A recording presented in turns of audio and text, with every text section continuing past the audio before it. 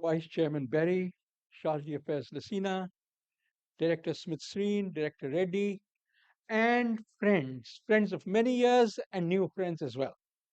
It's a delight to be here. It's a delight for many reasons. One, we are getting together at, in a sense, the right time. It's the right time because in all the South Asian countries, there is a crying demand to move beyond the existing formulations for increasing energy use. For example, in Bhutan, we have the use of hydro. But what happens in the winter months? In the winter months, they import thermal energy, expensive thermal energy from India to meet their needs. This is clearly moving in the wrong direction. And very clearly, the government of Bhutan is committed to seeing how they can convert this into green energy so that they can continue to be a green electricity producer and user. Look at Bangladesh. This was the home where the first solar home system large scale commercialization occurred. But the availability or the lack of availability of space means that there is very little space for large solar farms. Yet, it is committed to reducing its emissions by 22% by 2030.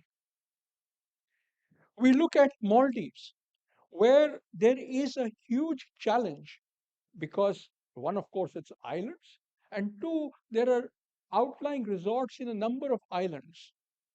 How do you meet their energy needs? We look at the villages of Nepal spread all over and see how do we provide electricity to all of them. In Sri Lanka, we have seen how fuel imports can become a tense political issue.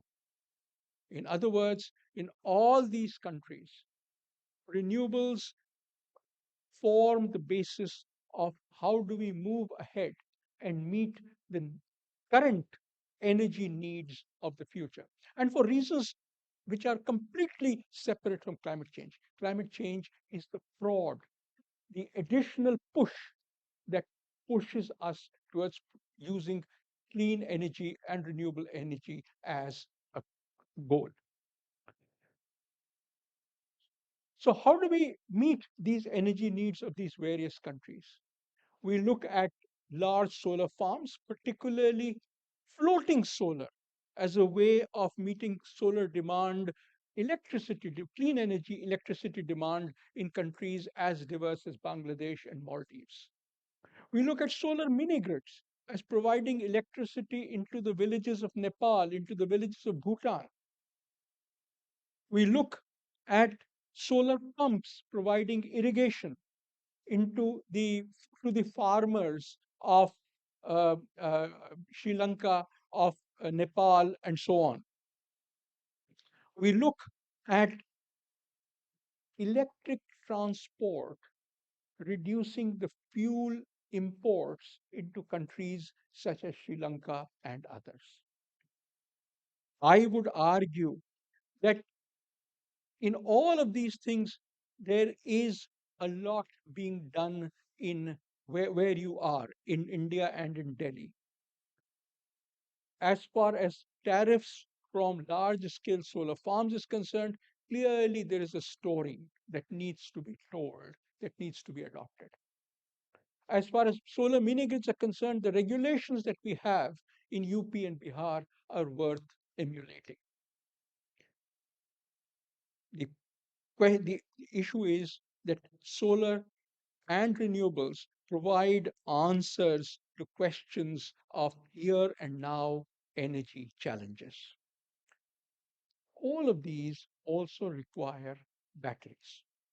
And I think the aggregation of all the US national labs, or at least some of them, as is being envisaged in, say, SAGE 2, provides us with a way of moving ahead. SAGE has been immensely successful. Sage 1, if I can call it that, was immensely successful. It provided the kind of detailed information that was needed. I will also argue that that information very much depended on the readiness of the user. Sometimes we were ready and sometimes we were not. I will therefore argue that we also need to create associations of people across the South Asian geographies to help prepare them for the future. What can these partnerships look like? I would argue that USAID knows this very well. And I look back, I think it was the late 1990s that the South Asia Partnership for Infrastructure Regulation, SARI, was created. That has grown. It has meetings, it's institutionalized. I think that provides an excellent way of moving ahead. I think, John, I'm looking at you. In your role as the director of the IPO, IPO does not stand for Initial Public Offering, which is what I thought it was. It stands for the Indo Pacific Office. I think through the IPO, it can become a very effective tool to help bring together the best practices that we have across the region. I would suggest that quick access, and I emphasize the word quick access to information regarding the various actions and best practices in renewable energy that are emerging needs to be brought together. I emphasize the word quick because we were developing a similar kind of an information portal on green hydrogen, where we were putting together the best practices that we could find from the world, best practices in manufacturing, best practices in utilization, in trade, in regulation, in methodologies, in standards. But the key issue was, how do you find the information that you need? And therefore, we have shamelessly moved to this new technology of artificial intelligence called, what is it called? Chat GPT. I remember that. And used AI based chatbots to help people steer through these portals. I strongly recommend that our challenge today is not putting information together, but the ability to retrieve the information that you need with the least amount of effort that it takes. The second issue that I would like to flag is the need to get business leaders together. Just as you've put regulators together, I think you need to bring together business leaders. I know that this happens, but I think it will be good if it can be done under an institutionalized manner. Now, what the ISA did was, it's a long story.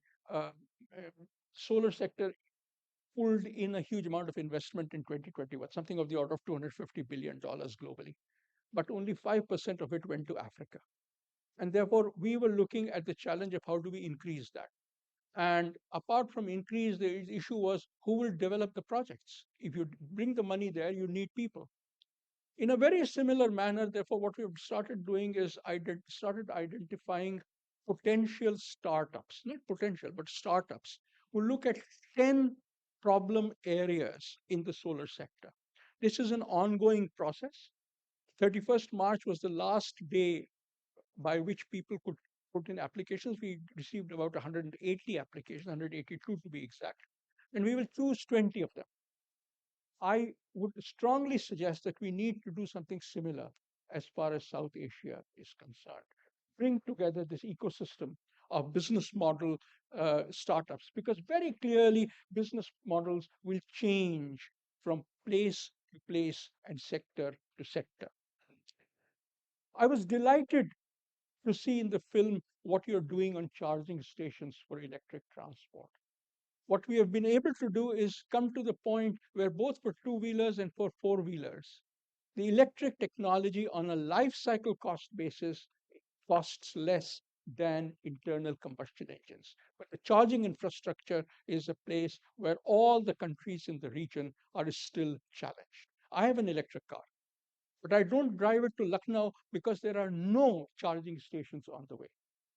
I'd love to see a model that enables these charging to occur. I would love it even more if you can develop business models which help electric vehicles to charge in rural areas so that we can move the two-wheelers that are used in rural areas to electric transport.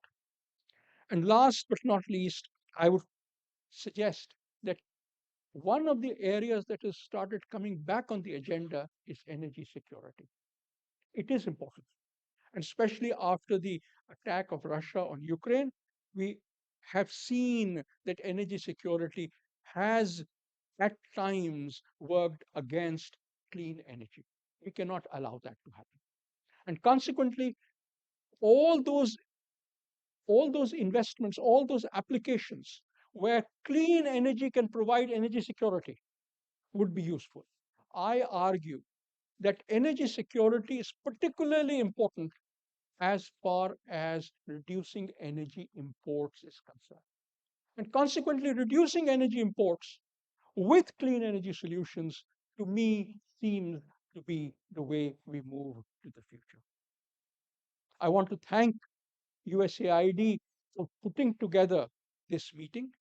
I look forward to further collaboration and I look forward hearing all of you. Thank you all very, very much.